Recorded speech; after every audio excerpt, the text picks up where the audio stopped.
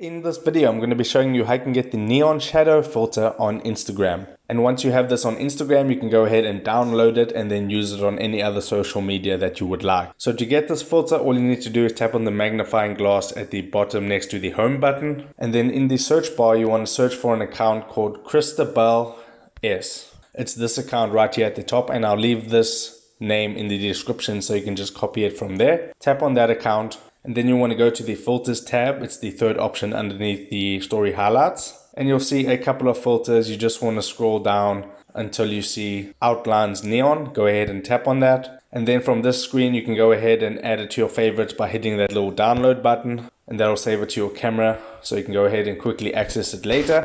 Or you can go ahead and try it now.